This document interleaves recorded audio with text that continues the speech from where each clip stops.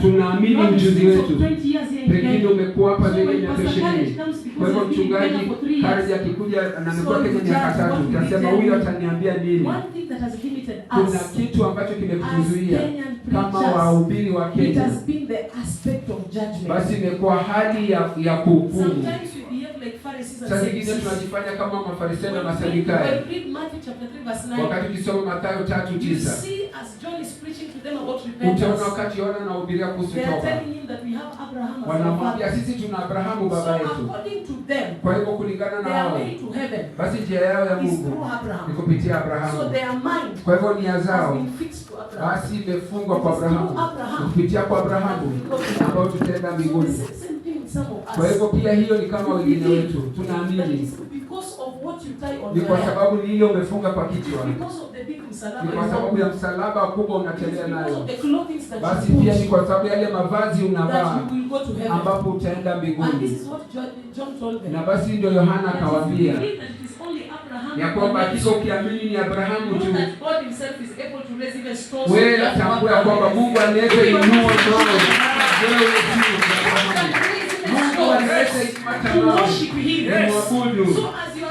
Kwa hivyo kama vile umekaa hapa, fungua moyo wako, usihukumu.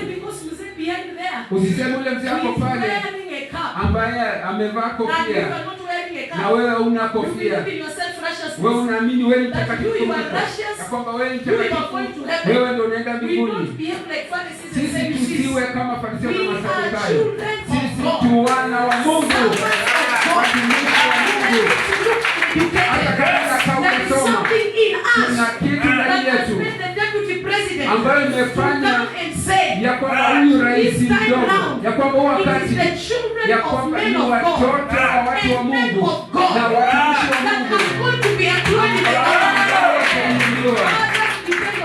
Wengine wanategemea masomo yao, lakini sisi tunaamini neema ya Mungu ndio hiyo itatupigania. Kwa hivyo leo, kabla mtu wa Mungu hajakuja, kwa hivyo nimeona mchungaji kwa kuja kutuongoza, alikuwa anakuambia useme baba baba. Unajiuliza baba. Yesu alituambia ya kwamba kama unaenda kuomba, sema baba yetu uliye mbinguni.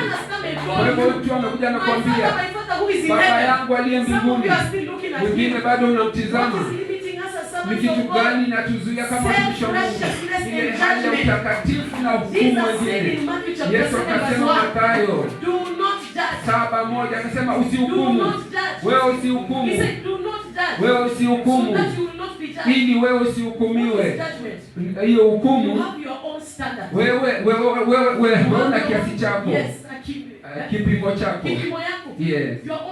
Wewe una kipimo chako.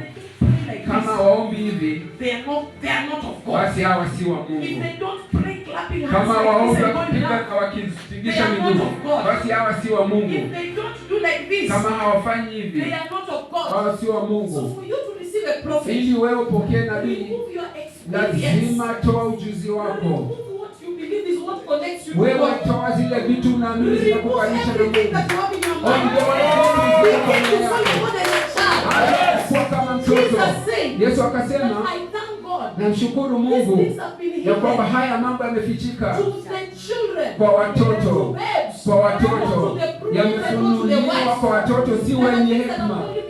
Kuna vitu zimefichika kwa sababu ya watoto. Kwa hivyo nataka tuombe leo kama watumishi wa Mungu ya kwamba Mungu tengeza moyo safi, ondoa hukumu ya kwamba mimi na mhukumu kumama kwa sababu amefunga because this mama is a criminal and I go to SK. If mama comes and tells me praise the Lord and you look at him, say the devil is defeated.